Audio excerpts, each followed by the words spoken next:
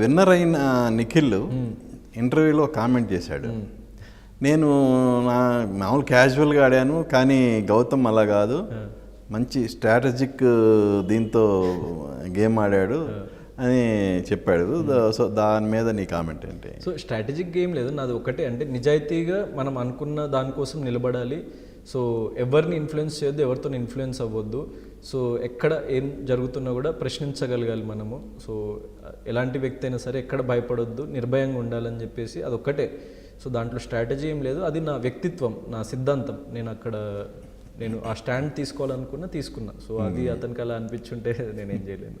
నాగార్జున గారు suit case offer ఇచ్చారు. So అందులో జనరల్గా ఇంతకుముందు సీజన్స్లో ఎంత అమౌంట్ ఉందని కూడా చెప్పేవాళ్ళు. సో అది అంటే నేను విన్నర్ అవ్వాలి అనేది ప్రతి ఒక్కరికి ఉంటుంది. At the same time offer అనేది టెంప్ట్ చేసినప్పుడు మనం హ్యూమన్ అన్నవాళ్ళు ఏదో విధంగా టెంప్ట్ అవుతారు. లేదు అంటే నా వ్యక్తిత్వం అదే అనమాట. అంటే నాకు నిజంగా ఏదైనా ఇన్ఫర్మేషన్ ఇచ్చి గౌతమ్ నువ్వు సెకండ్ రాబోతున్నావు అని కెమెరాలను ఆఫ్ చేసి చెప్పేసి నీకు కావాలంటే ఒక 30 లక్షలు ఇస్తాము, 40 లక్షలు ఇస్తాము, నువ్వు తీసేసుకో, నీకు డబ్బులైనా వస్తాయని చెప్పినా కూడా నేను తీసుకోకపోయేవాడిని. ఎందుకంటే అదే నా వ్యక్తిత్వం. ఎందుకంటే నాకు ఓటేసి నన్ను గుండెల్లో పెట్టుకొని నా నిజాయితీ కానీ నా మొండితనం కానీ నమ్మే నన్ను ప్రజలు అంత దూరం తీసుకెళ్ళిండ్రు. సో వాళ్ళ నమ్మకాన్ని నేను ఒమ్ము చేసేది అది ఆ డబ్బే కాదు నాకు.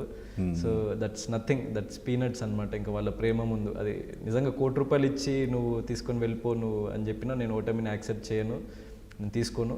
జనాలు ఓకే, జనాలు ఓట్ల ప్రకారం మీరు ఇవ్వండి, డిక్లరేషన్ ఇవ్వండి. సో అప్పుడు గెలుస్తా, ఓడితా, కానీ రెస్పెక్ట్తోనే నేను బయటికి రావాలని అనుకున్నా. సో అంతే, అందుకే తీసుకొని కూడా I'm very proud and happy that I didn't take. And ఆ స్టాండ్ మీద ఉన్నందుకు నేను చాలా గర్వపడుతున్నా. ఓకే, ఇప్పుడు ముందు సీజన్లో 13 వీక్స్ ఉన్నావు. ఈ సీజన్లో 7th వీక్లో కదా మీరు ఎంటర్ అయింది? ఫిఫ్త్ వీక్ ఎండ్ అయిపోయిన తర్వాత 6th వీక్ నుంచి. సో 5th వీక్ ఎండ్కి ఇలా బిగ్ బాస్ హౌస్లోకి మళ్ళీ రావాలి అనే ఆఫర్ వచ్చినప్పుడు ఏమనిపించింది ఫస్ట్? సో ఫస్ట్ ఒక 10 to 12 days సీజన్ స్టార్ట్ అయిన తర్వాత సీజన్ యాక్చువల్లీ మీకు తెలిసినట్టు అంత టేక్ ఆఫ్ అవ్వట్లేదు. ఈసారి సీజన్ 8 ఫస్ట్ 5 weeks అంత టేక్ ఆఫ్ అవ్వలేదు. సో అప్పుడు వాళ్ళు అంటే ఫస్ట్ నాకు గౌతమ్ తీసుకుందామని యాక్చువల్లీ వాళ్ళకు కూడా ప్లాన్లో లేకుండే అనుకుంటా.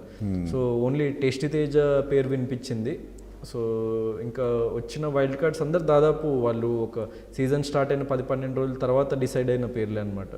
సో ఒక 60-70 మందిని కన్సిడర్ చేసి అడగడం జరిగిందని చెప్పి నాకు తెలిసింది. అంటే ఆల్రెడీ సీజన్స్కి వచ్చి కొంచెం మార్క్ క్రియేట్ చేసిన కంటెస్టెంట్స్ని.